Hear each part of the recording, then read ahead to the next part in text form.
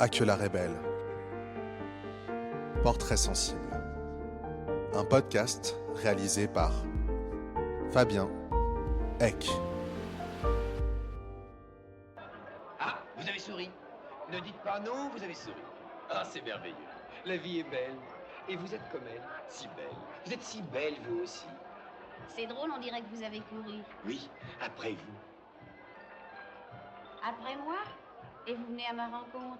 Mais justement, je vous ai vu tout à l'heure. Alors vous comprenez, le choc, l'émotion, le temps de me décider. Et vous étiez déjà loin. Alors,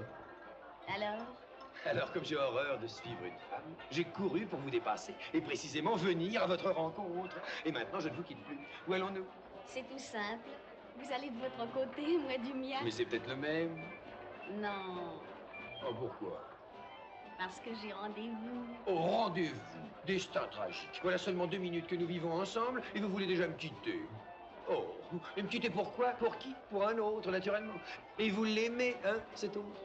Oh, moi j'aime tout le monde. Eh bien, voilà qui tombe à merveille, je ne suis pas jaloux. Mais lui, l'autre, il l'est, hein, jaloux.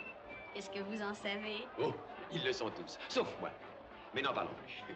Nous pensons plutôt à nous qui avons tant de choses à nous dire. Vraiment? Oui, vraiment. D'abord, je vous dirai mon nom. Je m'appelle Frédéric. Vous me direz le vôtre? On m'appelle Garance. Garance, oh, c'est joli. C'est le nom d'une fleur. D'une fleur rouge, comme vos lèvres. Alors? Alors au revoir, Frédéric. Oh non, vous n'allez pas m'abandonner comme ça. Me laisser tout seul sur le boulevard du crime. Dites-moi au moins quand je vous reverrai. Bientôt peut-être, sait-on jamais avec le hasard. Oh, Paris est grand, vous savez. Paris est tout petit pour ceux qui s'aiment comme nous d'un aussi grand amour. Notre invité semble sortir en zigzagant d'un film de Marcel Carné, Les Enfants du Paradis, et pourrait très bien, en fonction de ses chansons, de ses émotions, incarner à elle seule tous les personnages de ce film. Elle est arrivée dans notre paysage culturel avec un accordéon qui a fait sensation puis s'en est délestée. On l'appelle Zaza, mais son véritable prénom c'est Camille. En 4 albums, elle a fait des sauts de puce d'un univers à l'autre, dont le dernier album, Fièvre humaine, nous emmène dans des contrées plus électroniques et où le beat nous fait tressaillir le cœur. Présentée au dernier festival d'Avignon, la création scénique de Fièvre humaine est mise en scène par Léna Pogam, dont vous pourrez entendre une interview en seconde partie du podcast. Sur scène, elle est accompagnée de 2 musiciens, Pierre-François Blanchard et Mathieu Penaud. Elle sera en concert un peu partout en France prochainement, mais bientôt le 3 novembre 2025 à la Maison des Métallos à Paris. Alors, êtes-vous prêts pour prolonger cet été sans fin et plonger avec nous dans ce podcast avec Zaza Fournier? Attention, c'est parti.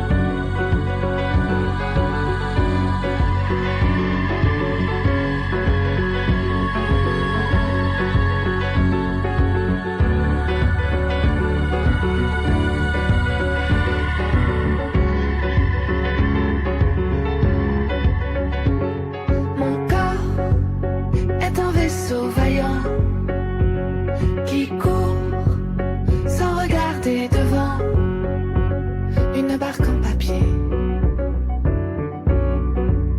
pour fragile et salée. Sur la crête, tu guettes mon retour. Ton attente est granit. Pourtant, tu le sais mon amour. Où qu'il aille, il te quitte. Mon cœur est un enfant du vent. Mon cœur est un enfant du vent. Mon cœur est un enfant du vent. Mon cœur est un enfant du vent. Moi, j'écoutais beaucoup de musique enfant et adolescente. Mes parents aussi. Ils étaient du genre à tout à coup mettre ou les Stones très fort, ou ma mère, elle adorait Enzo à l'époque, ou ma grand-mère Michel Fugain. Donc voilà, il y avait quelque chose de très ouvert, très éclectique. Et moi, j'écoutais Edith Piaf en boucle et j'apprenais les chansons par cœur. J'ai des souvenirs de théâtre, mais étrangement, c'est comme si ce désir de scène, il était... En fait, moi, je me souviens très bien de ce désir petite de faire des spectacles. Voilà, je me souviens alors, de... est-ce que du coup, il y a eu un... Alors, où as-tu grandi Je suis née à Paris. À Paris. Alors, est-ce que tu allais voir les marionnettes de Paris? Je sais qu'à Saint-Mandé, il y a un formidable endroit avec des vraies marionnettes. Et pour les enfants, j'emmenais souvent ma fille Clémentine là-bas. Et elle en a vu beaucoup. Alors, est-ce qu'il y a eu un spectacle? Ça a été quoi cette chose qui a mis la tête en feu, là, comme ça là? C'est un peu mystérieux d'où viennent les choses. D'abord, il y a deux choses dont je peux parler. Il y avait vraiment un goût pour le déguisement. Je me souviens prendre les robes et les chemises de ma grand-mère, et elle avait plein de colliers en plastique de toutes les couleurs. Et on faisait ça avec mon frère, on se déguisait, on se maquillait. Mais je me souviens, en fait, je crois que j'étais déjà ado, pré-ado, disons. Je me souviens d'une pièce qu'on avait été voir dans un tout petit théâtre à Paris, qui existe encore, dans lequel on ne peut voir que de la commedia dell'arte. D'accord. Et ça a été un choc. C'est Goldoni, non? Pour moi. Peut-être avec Goldoni. Ouais. Je sais plus. Ouais. Je sais même plus où il est, ce théâtre. Mais j'ai regardé il n'y a pas si longtemps. Je sais qu'il existe encore. On peut encore y voir des choses. Et je me souviens que ça m'avait... Enfin oui, c'était un choc, quoi. Un choc. Et que je me disais, mais je veux faire ça, je veux faire ça, je veux faire ça. Mais en fait, ce je veux faire ça, il existe depuis... Je pense que la première fois que je l'ai dit, je rentrais de l'école maternelle, je tenais la main de mon père sur le trottoir et je me rappelle lui dire je voudrais faire du théâtre. Donc il y a quand même un truc aussi un peu mystérieux, quoi, dans ce désir. Et dans ces mots, je voudrais faire du théâtre. Donc il y a eu une demande, point d'interrogation. Est-ce qu'il y a une réponse positive à ce point d'interrogation? Pas tout de suite, parce que mes parents estimaient que je faisais déjà beaucoup de trucs. Ce qui n'était pas faux. C'était quoi ces trucs, Zaza? D'abord, j'étais à l'école de musique, mais bon, mes parents, j'ai été une enfant gâtée au sens où on m'a proposé plein de choses, mais parfois les parents se rendent pas compte qu'il y a des petits loupés. Je me souviens qu'on m'a demandé tu peux choisir n'importe quel instrument. Et à l'époque, on vivait dans un petit appartement à Paris. Et j'avais demandé le piano et on m'avait dit non, le piano c'est pas possible, ce sera trop pour les voisins, on n'a pas assez de place, ce sera un violon.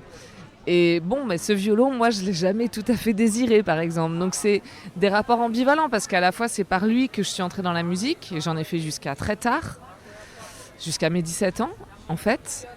Et je n'ai aucun souvenir de mes examens, de concours, bon voilà. Par contre, donc, il va y avoir très vite une maîtrise des notes. Ouais, ça c'est sûr. Le solfège et tout ça. Quand on s'est rencontrés, et puis ça apparaît beaucoup dans tes albums, donc c'est les textes, c'est l'écriture. Il y a un mot pour ça s'appelle la littérature. Ouais. Et quand on s'est rencontrés, tu as gentiment offert un livre, d'ailleurs que tu venais de terminer, mais j'arrive pas à me souvenir lequel. Mais qu'est-ce que ça a été aussi le pouvoir des mots on va revenir à la musique, mais le pouvoir des mots déjà dans cette enfance, puisqu'on raconte des histoires. Mon père est linguiste. Il avait à la maison une pièce qui était son bureau, qui était couverte de livres, recouverte de livres du sol au plafond. Et régulièrement, il me demandait de venir choisir un livre. C'est évident que cette boulimie de la lecture, même s'il y a plein de moments où on n'a pas été d'accord, même si j'ai jamais compris qu'on puisse aimer Balzac, je suis quand même rencontré Zola assez jeune et j'ai adoré ça. Et bien sûr que ça, c'est une transmission paternelle.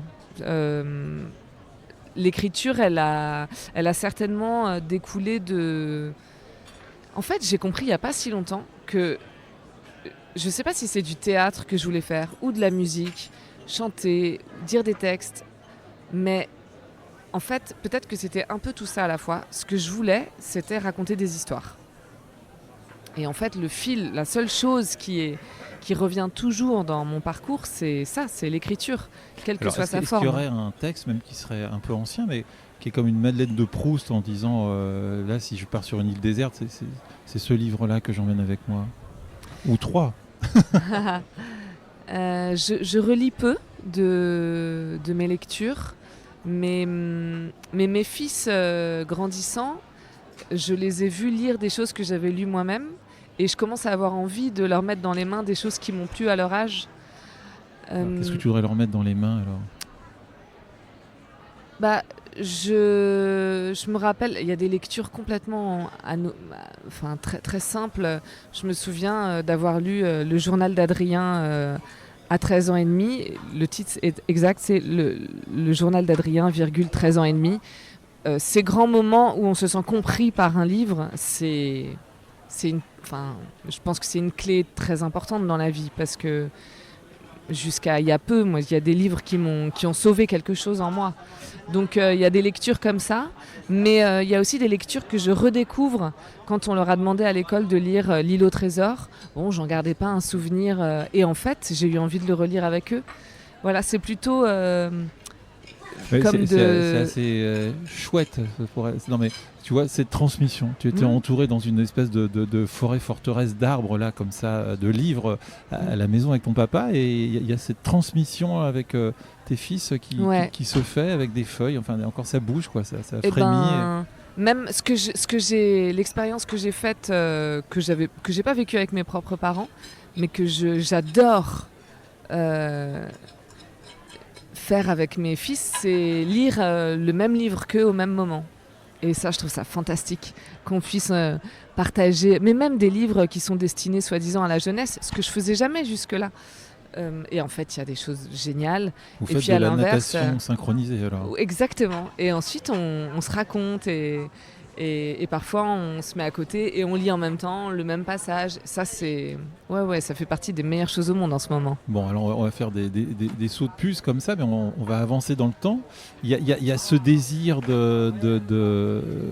donc tu t'es parcouru par des mots, par de la musique, et du coup, quand est-ce que va se mettre cette rencontre avec cet instrument de musique qu'on peut dire à une certaine époque était un peu désuet, un peu malmené au niveau des pensées, c'était un peu méprisant, je pense, la pensée qu'on pouvait avoir, certaines pensées par rapport à cet instrument. Mais comment tu te les fais tien, celui-ci, quoi, puisque ça rentre dans un appartement. Ouais. D'abord, c'est la dernière année que j'ai passée à la maison, il me semble, avant le bac. Voilà, ma rencontre intime avec l'accordéon. Avant ça, moi, je n'ai aucune culture de cet instrument. Je me suis un peu rattrapée depuis quand même, parce que je me sentais complètement illégitime quand on me posait des questions. Mais au départ, j'ai pas un intérêt développé particulièrement. Ma tante joue de l'accordéon et jouait de l'accordéon, et c'est la sœur de mon père, chez qui j'ai passé beaucoup de temps adolescente. Ah. Voilà, et qui écrivait ses chansons et qui avait... Pour elle. Ouais, pour elle. Et partagée en famille. Oui, qui a toujours eu un désir de beauté, de curiosité, et de faire les choses parce que c'est bon, parce que c'est beau, quoi. Et donc, quand j'allais chez elle, on écrivait parfois ensemble. Je chantais certaines de ses chansons, on reprenait des chansons. Et puis un jour, j'ai demandé à mon grand-père et à mon père. Ils se sont réunis pour m'offrir un accordéon. Voilà, au pied du sapin, un jour, il y a eu cet accordéon. Et je m'en suis emparée tout de suite. Et j'ai commencé à faire des chansons tout de suite avec 3 accords, sans savoir même jouer de la main droite. Enfin, c'était complètement irréfléchi. Donc c'est incroyable ça, ce passage alors déjà des mots, enfin en tout cas des livres, et puis de livres qui se transforment en accordéon, qui se déploient, offert par ton papa et ton grand-père, donc voilà, que c'est pas rien. Alors donc il y a ça qui se met en place, il y a ce désir comme ça de créer. Alors on crée, tu vas créer dans ton comme une chambre à soi, là, tu vois, tu crées ton petit univers à toi, mais encore une fois, qu'est-ce qui va faire que tu te mets devant les autres et tu dis, voilà, j'ai une histoire j'allais dire à vous raconter, mais avec toi sur scène, c'est souvent à te raconter. Oui, et ben c'est une raison très concrète. À l'époque, j'étais dans un conservatoire d'art dramatique parisien. À côté de ça, j'étais à l'université en art du spectacle. Et j'étais en colocation dans un appartement. Il fallait bien remplir le frigo, payer le loyer. Et j'en avais ras-le-bol des petits boulots pas marrants. Où je me rappelle que le dernier, je vendais des sandwichs dans une chaîne qui a disparu depuis. Et le patron c'était encore l'époque où on pouvait ploter les petites vendeuses sans être trop embêté. Et j'ai dit bon stop, en fait ça fonctionnait plus, quoi. Et c'est mon amoureux qui m'a dit mais pourquoi tu vas pas chanter tes chansons dans la rue, essayer. Et vraiment, enfin je me souviens très bien de ce moment où c'était tellement terrifiant. Jamais j'y aurais pensé moi-même, quoi. Alors, Paris où? Beaubourg, le parvis de Beaubourg. En plus, ouais. C'est chaud. Mais seulement parce que c'était le seul endroit autorisé et que je suis pas très téméraire et que j'avais pas envie de me faire arrêter par les flics. T'étais pas loin de la fontaine Niki de Saint-Phal. Enfin, ouais, elle me porte bonheur. À quelques pas, tu y étais. Ouais. Et puis en fait, je sais pas. Qu'est-ce que c'était que cette chose, se dresser devant les humains? Comment? Se dresser devant les humains, qu'est-ce que c'est que cette chose-là? Parce que mine de rien, c'est pas rien. Je veux dire, il y a un flot impressionnant à Beaubourg. Ouais. On est vraiment dans la vie qui circule, ça va très vite. Et alors, comment on capte? Mais ça, je peux pas le dire. J'en ai aucune idée de pourquoi les gens ont commencé à s'arrêter. Moi, j'avais une furieuse envie qu'on entende mes chansons. Pas mes chansons pour mes chansons, mais qu'on entende ce qui arrivait à mes personnages, quoi. Quand je les chantais, il n'y avait rien de plus important. Et puis je pense qu'il y avait aussi un peu d'orgueil, c'est-à-dire que zut, quoi, j'étais là toute seule à prendre cette espèce de... Peut-être pas un risque, disons qu'il y avait une forme d'inconscience un peu... Et puis même presque une impudeur finalement. Et donc j'avais envie de dire, bon, la moindre des choses, c'est que vous vous arrêtiez une seconde pour savoir si ça vous intéresse ou pas, quoi. Donc peut-être que c'est tout ça qui passait. Il y avait une... Qu'est-ce que tu voulais dire à l'époque? Qu'est-ce que c'était donc tous ces mots que tu avais appris? Mais il y a à l'intérieur de soi, il était un chœur. Je vois qu'il y a un spectacle qui s'appelle comme ça. Donc il était un chœur. Dans ton cœur à toi, au niveau de ta sensibilité, c'était quoi ces choses que tu avais à dire, à partager, à faire entendre? À l'époque, je ne me posais absolument pas la question de pourquoi. C'est venu beaucoup plus tard. Moi, pendant des années, j'ai fait de façon complètement intuitive.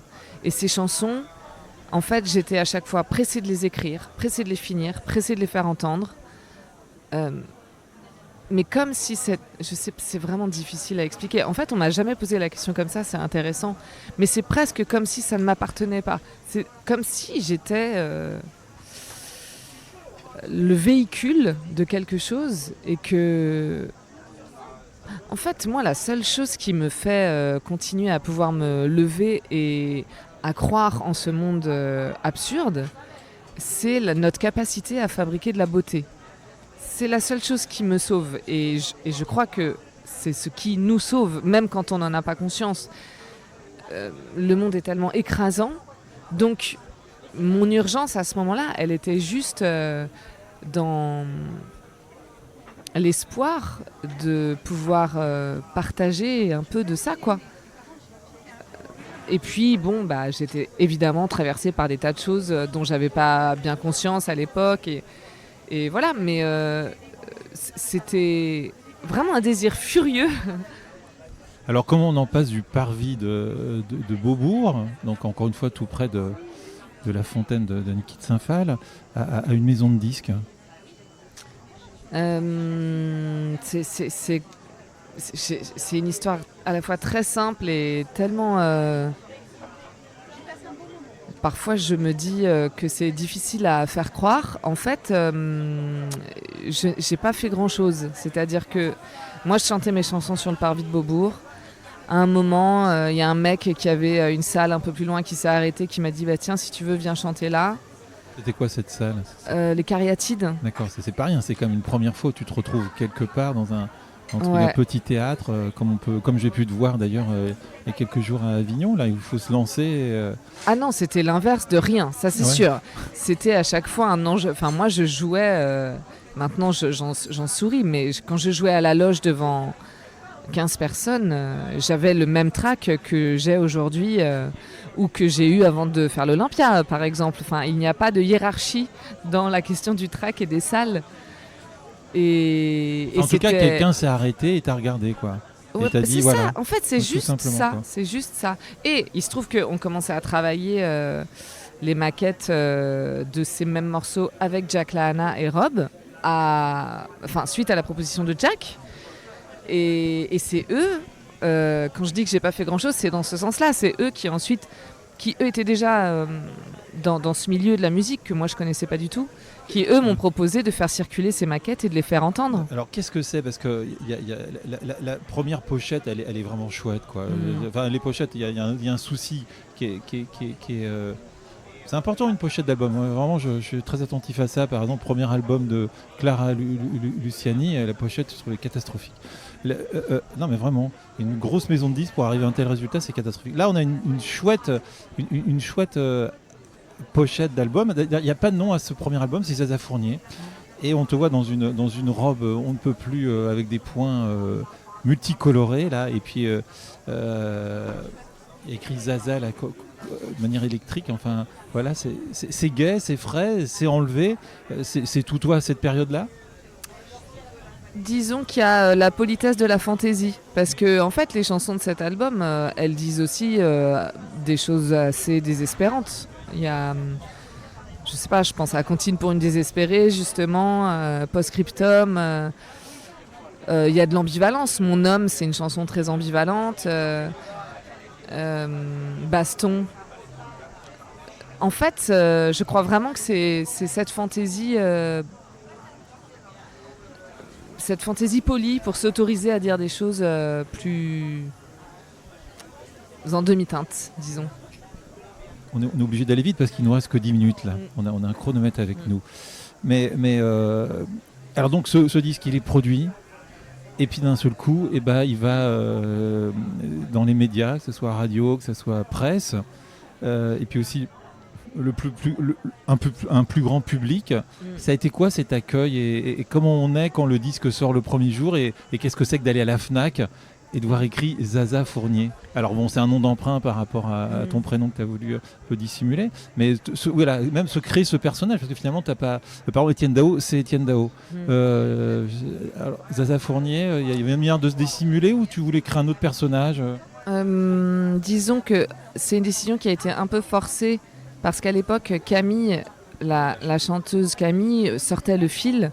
Et comme tu le sais, il a rencontré un grand succès. Et donc, on venait me voir en pensant que c'était elle, dans les bars. En disant, c'est super que vous continuiez à jouer dans des bars. Sauf que, bon, voilà. Donc, j'avais pas envie d'être une autre. Et en même temps, je crois que c'est ce qui m'a autorisée à déployer quelque chose d'un peu plus grand que moi. Et à me permettre une forme d'irrévérence que j'aurais peut-être pas trouvé de la même façon si j'étais restée Camille. Bon, alors qu'est-ce que c'était que d'aller à Fnac Bastille, qui malheureusement a disparu maintenant, et de descendre et de voir dans les rayons, waouh, en vrai quoi, en vrai. Ce rêve là de Je petite me fille souviens, là. en fait ça je l'ai toujours fait, aller à la Fnac et acheter l'album en le laissant dans sa petite pochette cellophanée là, avec son prix Prix vert. son prix vert. Qu'est-ce que ça m'a fait ? Je me rappelle pas de ce que ça m'a fait ce moment où je me suis vue à la Fnac. Je me rappelle de ce que ça m'a fait la première fois que j'ai entendu une chanson à la radio. C'était sur FIP. C'est un programmateur d'ailleurs qui n'est plus là aujourd'hui, mais qui s'appelait Vincent. J'ai oublié son nom, c'est idiot. Pour moi, c'est Vincent. Et il m'avait écrit personnellement pour me dire que mon morceau était programmé. Et c'était un matin à 8h. Je savais qu'il allait passer. Ma maman était là ce jour-là dans l'appartement et on l'avait mis très très fort. Et c'était c'était fou quoi. Il y avait une espèce de...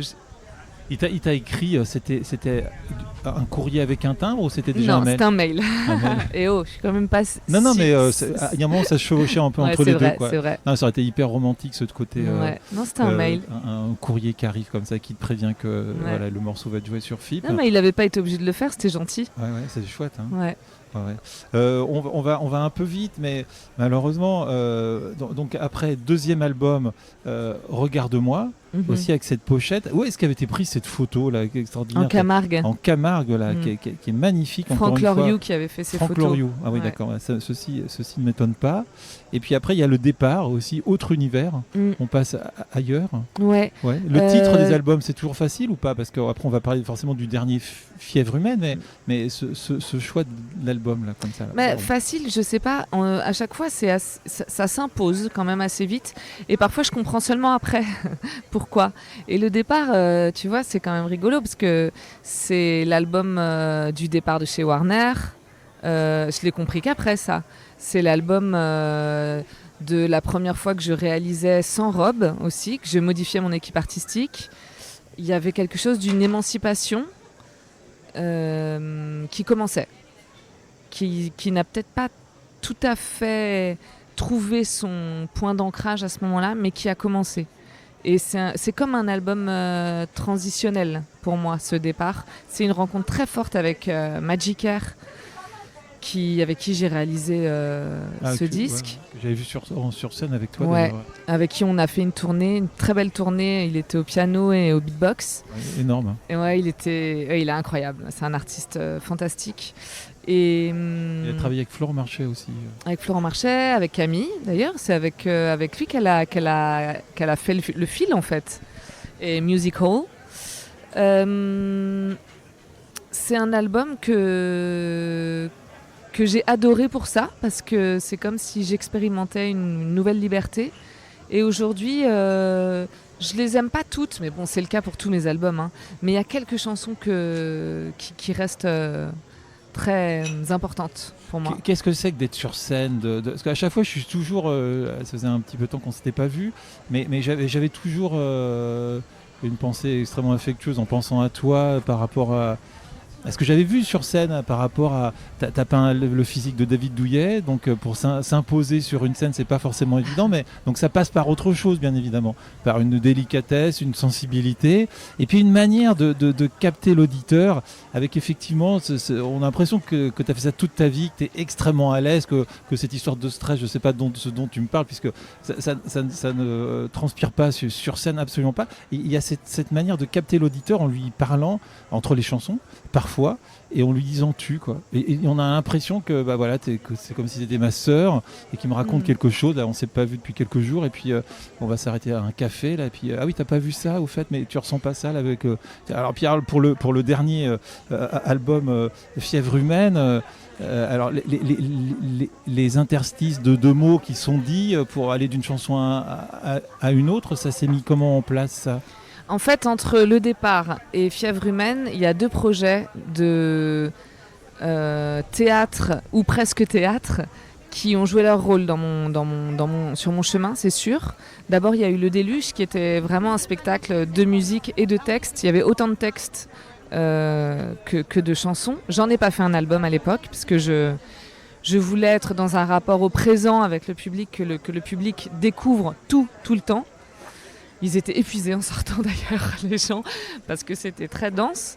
Mais je me souviens m'être dit, voilà, en fait, c'est ça que je veux faire, c'est chercher des formes qui racontent quelque chose que l'autre n'attend pas, c'est-à-dire qu'on puisse passer d'une forme à l'autre sans idée préconçue de ce qu'on va voir. Tiens, est-ce que c'est un concert? Est-ce que c'est une pièce? En fait, c'est pas la question. On s'assied et on se laisse la possibilité d'être étonné. Après ça, j'ai coécrit et mis en scène et joué avec... on était 2 en binôme avec Nathalie Bédère, une pièce qui s'appelait Intime. Et là, pour le coup, c'était du théâtre avec un peu de musique dedans, mais c'est comme si le rapport avait été inversé. Et voilà, là, je me suis souvenue aussi de l'endroit de ma formation, de l'endroit d'où je viens. Je me suis bien rendu compte aussi à quel point j'étais chanteuse et comme j'aimais ça et comme, en fait, j'avais très envie d'y retourner. Et donc, quand Fièvre humaine est arrivée, en fait, bon, vous êtes au courant, il y a quand même une précarisation de ce milieu. C'est pas facile de monter des spectacles, c'est pas facile de trouver des économies pérennes pour faire des disques, pour monter des créations, pour fédérer des équipes artistiques, les payer correctement. Je veux dire, c'est un enjeu de chaque instant. À chaque fois qu'on prend une décision, on croise les doigts pour que ce soit la bonne, quoi. Moi, j'ai monté mon label il y a 2 ans. Ça a été un énorme changement dans ma vie. Quelle bonne décision j'ai prise, mais au moment où je l'ai prise, c'était pas du tout joué. J'ai fait un pari. Aujourd'hui, je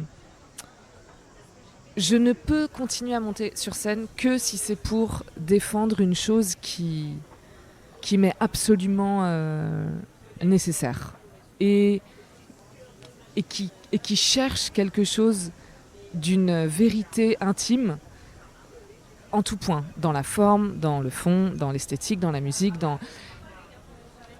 et je crois que je dois pas être la seule.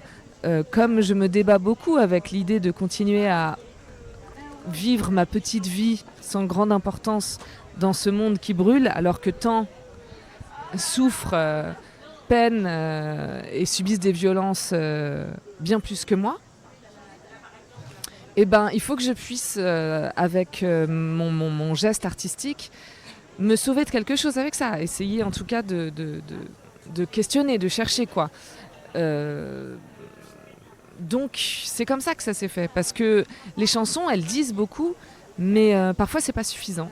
Parfois j'ai besoin d'établir exactement ce rapport dont tu parles, intime, pour pouvoir dire vraiment aux gens, mais oh là là, t'es au courant de ça? Tiens, attends, j'ai lu ça, tu savais?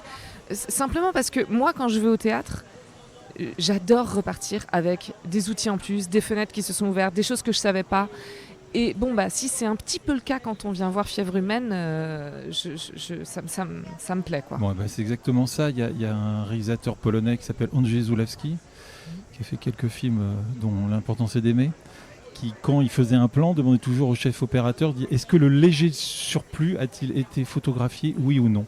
Donc quand on voit tes spectacles, comparé à d'autres artistes, on peut dire qu'il y a le léger surplus qui apparaît.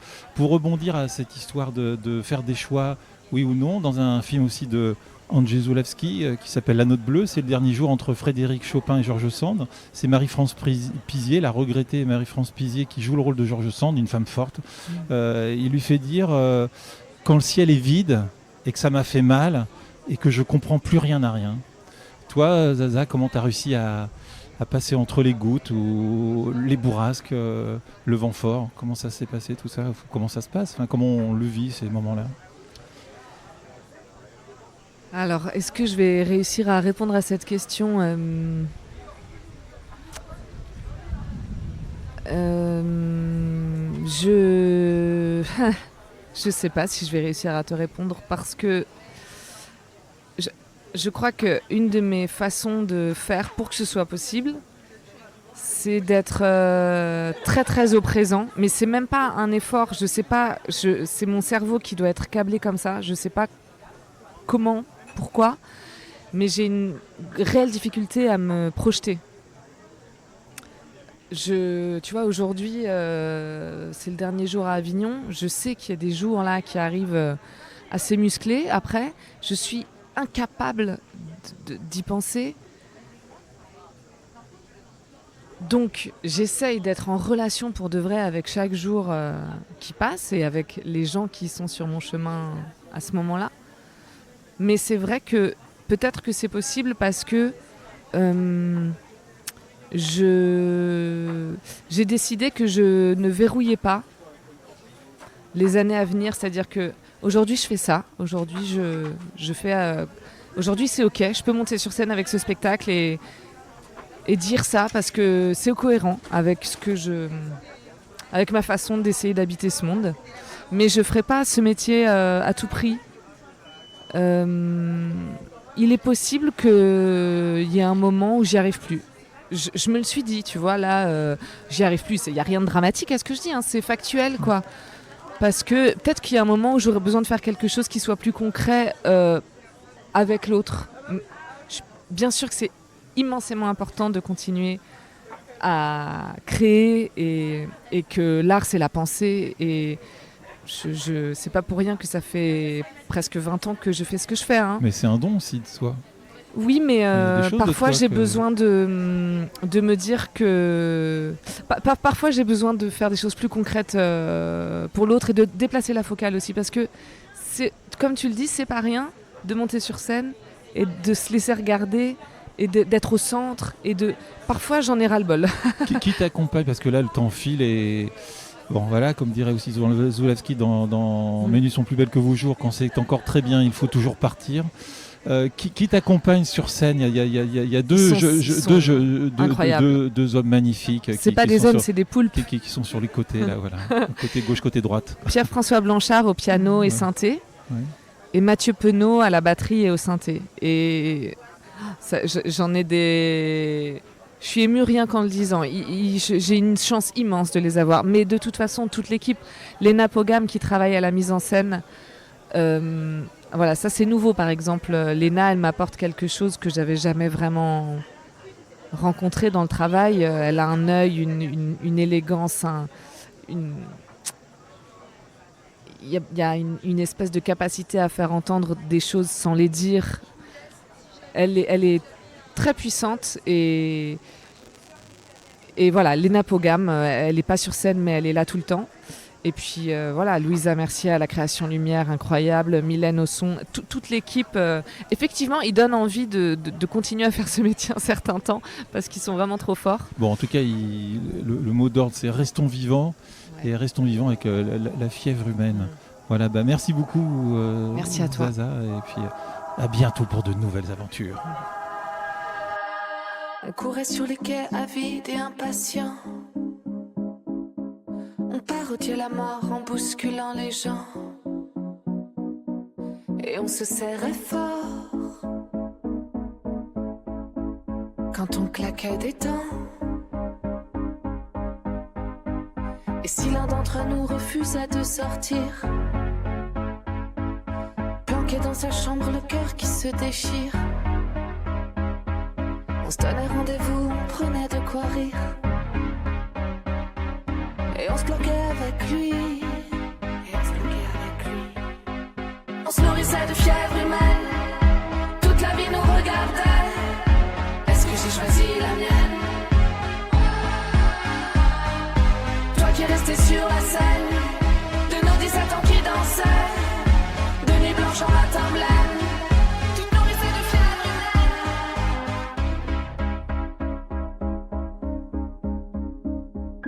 On buvait jusqu'au bout pour protéger l'honneur. On se racontait pas tout, y avait de la pudeur. On fumait déjà trop. Ça nous calmait l'humeur. Et si l'un d'entre nous était un peu cruel, on faisait les malins, on riait de plus belle. Celui qui souffrait, il remontait en selle. Quitte à faire un peu semblant, on se nourrissait de fièvre humaine. Toute la vie nous regardait. que j'ai choisi la mienne? Toi qui restais sur la scène de nos 17 ans qui dansaient, de nuit blanche en latin blême, tu te nourrissais de fièvre humaine.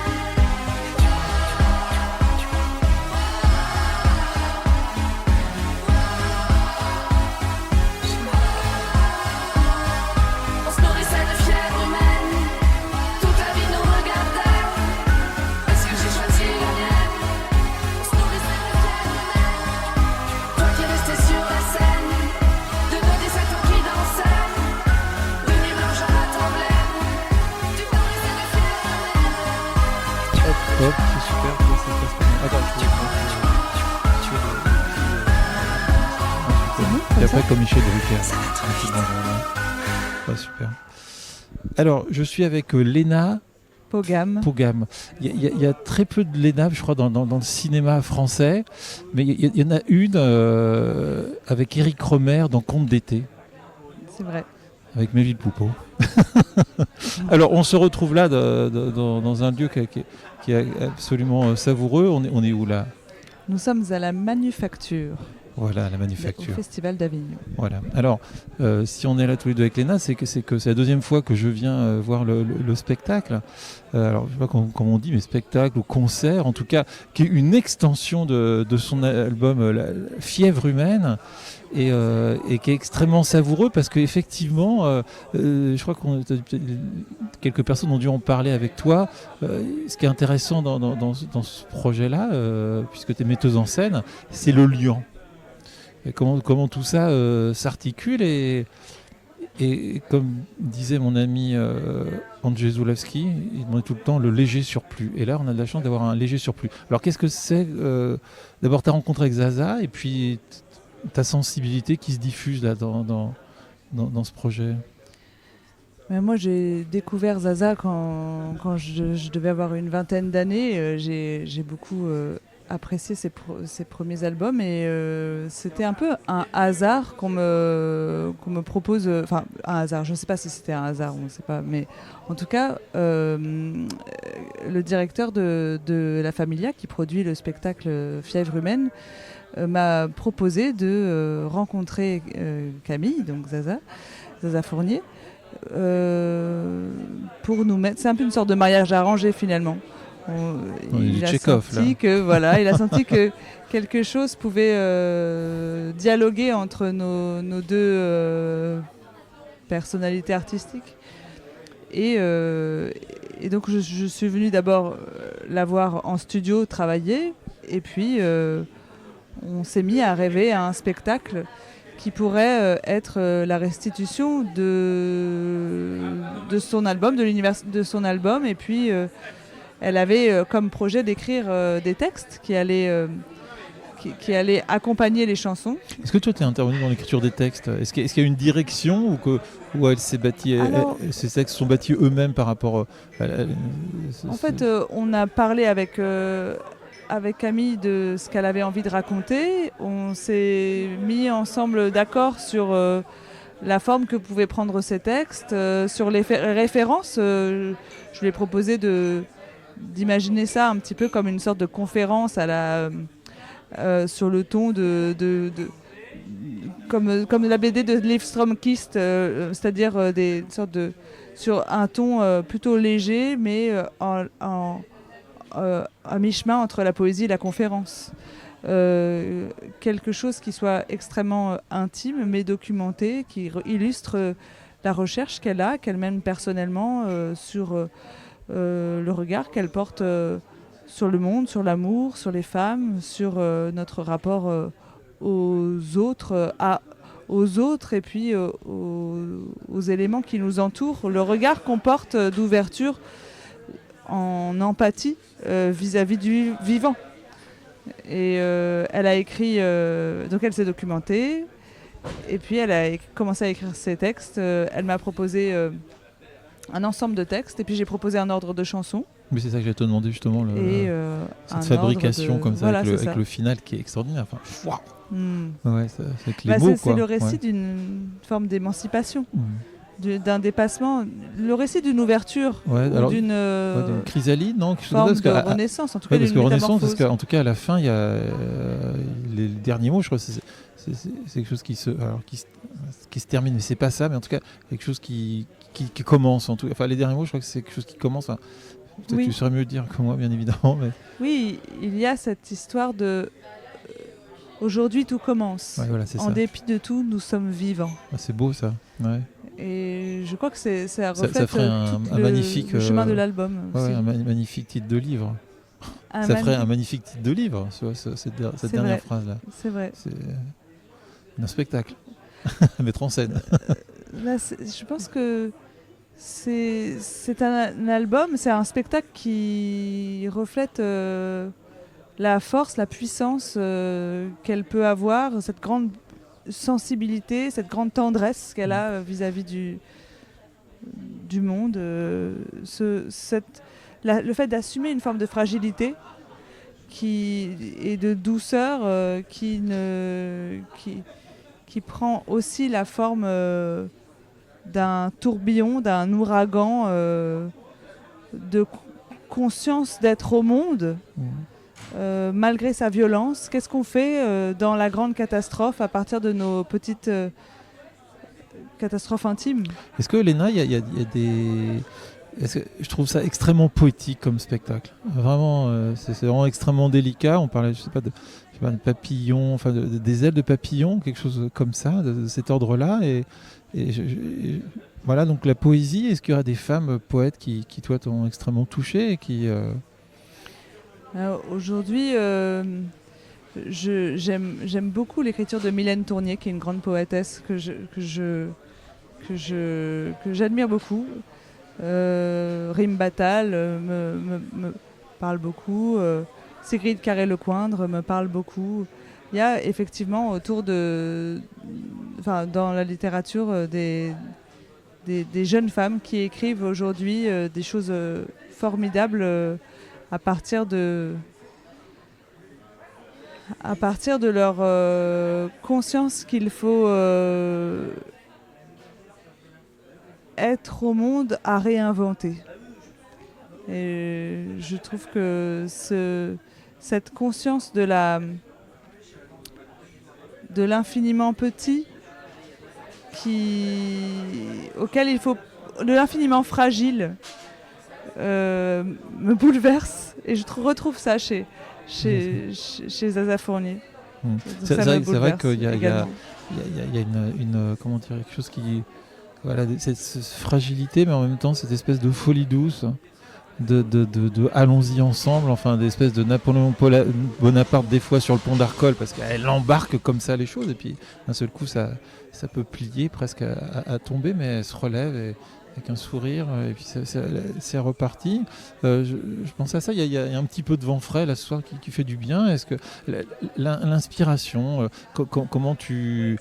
Il y a le travail sur le plateau, bien évidemment, mais il y a aussi certainement le pas de côté, c'est-à-dire la vie et les images qui te restent dans la tête, et comment, toi, en marchant, en déambulant, en observant la vie en mouvement, les petites choses après viennent se greffer à ce projet-là.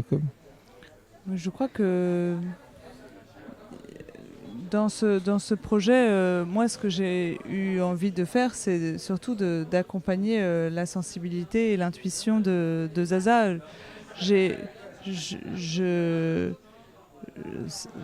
Certes, je suis une artiste qui tente de ressentir le vivant qui m'entoure, mais aujourd'hui, dans ce projet-là, c'est surtout une grande attention au projet de Zaza, à ce qu'elle avait envie de dire, ce qui était profond en elle, qui existe comme ça, de façon très pudique, au fil de l'album, que j'avais envie d'accompagner. Mais je le fais avec le souci de rester de n'être qu'une personne qui accompagne.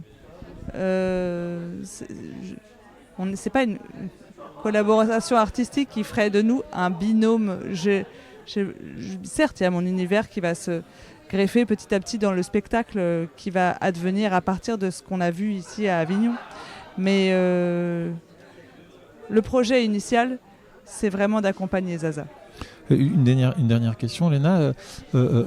La découverte, comme dirait Jean-Louis Murat, tomber sous le charme de Zaza Fournier quand elle est apparue avec ce premier album, avec cette pochette assez incroyable, avec sa jolie petite robe là, multicolorée. Et puis cet accordéon, est-ce que tu as un souvenir précis d'une écoute Je me souviens que ce sont les chansons que j'écoutais sur FIP quand j'avais 20 ans et qui me donnaient envie de vivre, d'aimer.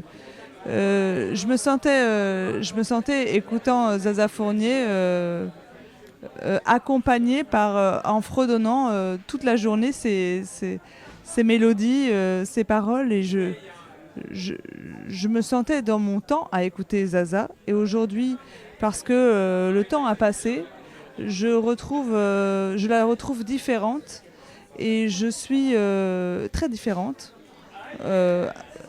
Et je suis extrêmement émue de voir à quel point elle a gardé malgré tout une authenticité, une puissance, et qu'elle a su, qu'elle sait raconter ce que nous sommes aujourd'hui, et partager des vibrations à partir de son expérience. Elle est tellement honnête vis-à-vis de ce qu'elle est et de ce qu'elle a à partager, qu'il y a un universel qui vient nous conquérir, ou qui vient nous cueillir à partir de cette individualité extrêmement généreuse. Et c'est ce que j'avais déjà senti il y a 15 ans, et ce que je retrouve extrêmement différemment des années plus tard pour accueillir la personne que je suis aujourd'hui, quoi. On parlait hors micro tout à l'heure, parce que ce podcast s'appelle « Ah que l'art est belle », mais entre parenthèses, il y a écrit « Portrait sensible », qui est un hommage à une journaliste qui s'appelait Chris, qui était sur France Inter. Et ça a été tu parlais de FIP, ça a été l'une des premières FIPettes. Voilà. Et ce qu'il y avait de magique avec FIP, c'est qu'il y avait donc cette musique et puis ces voix. Exactement. Et c'est un peu une lointaine extension, mais quand même, il y a cette chose comme ça. D'ailleurs, il y a une chanson de Zaza Fournier qui dit « Ah, comme il est doux ». Alors il y a une douceur, une tendresse, mais pas que ça dans le spectacle, mais c'est vrai qu'il y a quelque chose qui enveloppe quand même d'une certaine manière, un cocon. Oui. On va finir là-dessus alors.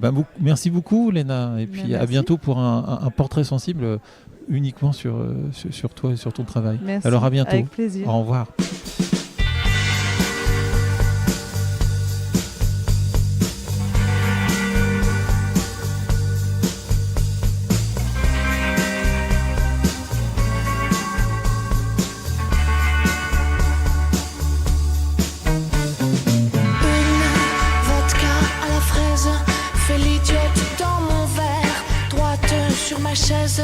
Le petit doigt en l'air, je regarde danser les glaçons tout au fond.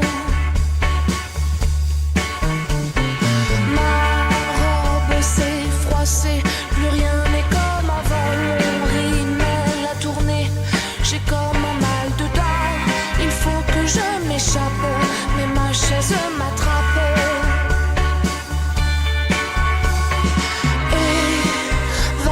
Tout autour, des filles au sourire large qui irradient d'amour, d'un bonheur qui m'outrage.